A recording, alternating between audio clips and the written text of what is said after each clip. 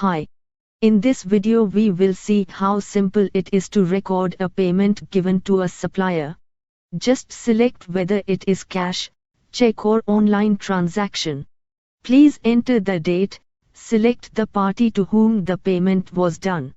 simpliRP will show all the purchase bills, payments done already and clearly highlights current pending payable amount.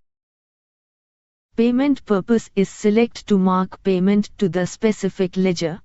Please note, full account statement can also be generated. Once you save the amount, a payment voucher would be generated. The payment voucher can be printed or saved as PDF also.